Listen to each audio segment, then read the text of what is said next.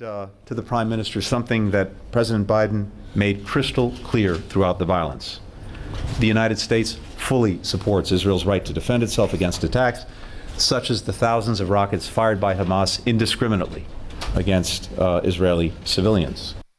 That was Antony Blinken, the U.S. Secretary of State, released a statement alongside the Israeli Prime Minister Benjamin Netanyahu on Jerusalem on his first stop on Middle East tour. Blinken said Israel have the right for self-defense. In Israel, 12 people, including one child, have been killed by rocket attacks, while in Palestine, according to Gaza's Health Ministry, 217 Palestinians have been killed by Israeli airstrikes, including 63 children, with more than 1,500 people wounded. The widespread destructions, mainly in Gaza, caused thousands of Palestinians have lost their homes, not only because of the strikes, but also the settlers' forced occupation. Over the years, U.S. aid has helped Israel developing one of the most advanced militaries in the world, with the funds allowing them to purchase sophisticated military equipment from the U.S. From the $3.8 billion that was given to Israel in 2020, $500 million was for missile defense, including investments in Israel's Iron Dome and other systems which can intercept incoming rockets.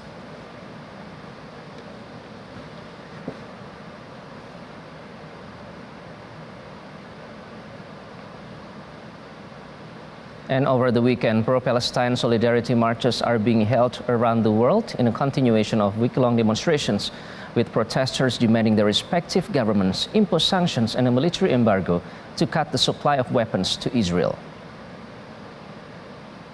Protesters rallied in cities across the United States on the weekend in support of Palestinians, days after Israel and Hamas agreed to a ceasefire, ending the latest round of violence and bloodshed in the decades-long conflict. Thousands of pro-Palestine marchers made their way through downtown Chicago, United States. In Australia, thousands of pro-Palestinian supporters took to the streets of major cities such as Adelaide, Sydney, Hobart, Melbourne, and Brisbane on Saturday. Thousands of protesters gathered before marching through the streets, chanting and waving banners aloft. One protester said that Palestinians continue to face violence from Israeli occupation forces, and it's not going to end until the occupation comes to an end. In France, hundreds of protesters braved the rain in Paris on Saturday as they came out to show their solidarity for Palestinians in a peaceful protest. They gathered in Republic Square, chanting and waving their banners and flags in support of the Palestinian people.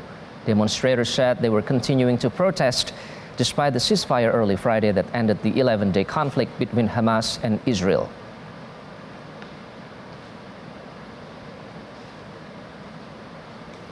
In Pakistan, thousands of people gathered in the southern port city of Karachi on Sunday to protest against Israel's military offensive on the Gaza Strip. They carried placards carrying pro-Palestinian messages and chanted slogans that said the ceasefire is not a permanent solution and demanded Israel to withdraw itself from the land of Palestine permanently. The rally took place days after Pakistan's Prime Minister Imran Khan said he believes that world opinion was changing in favor of the Palestinians.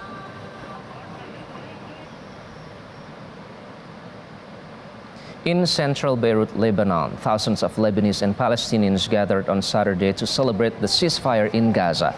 The celebration took place in Martyr Square, where people raised Palestinian and Lebanese flags. They listened to speeches in support of Gaza. There have been protests almost every day in Lebanon in support of the Palestinians since the violence escalated on May 10.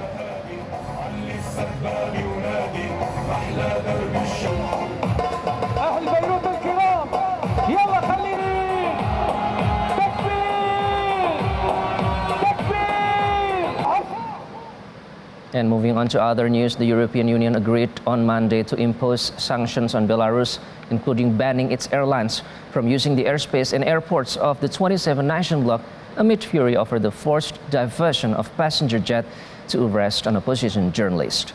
The EU agreed to slap new sanctions on Belarus after Minsk forced a plane flying over its airspace to land in order to arrest a Belarusian dissident on board. In response, the EU leaders decided to ban Belarusian carriers from flying over the bloc's airspace. The sanctions were approved during a summit. The EU called on European authorities to adopt necessary measures to ban overflight of EU airspace by Belarusian airlines and prevent access to EU airports. They also requested EU carriers to refrain from flying over Belarusian airspace. Following the EU statement, Dutch airline KLM announced it would halt flights over Belarus. German airline Lufthansa said Monday it would temporarily suspend its flights over Belarus until further notice, along with Latvian airline Air Baltic and Scandinavian airline SAS.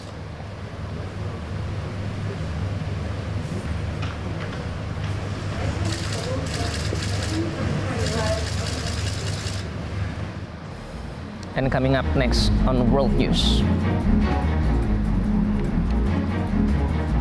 The Bite is a new series of the zombie genre that takes a comic turn. Stay with us.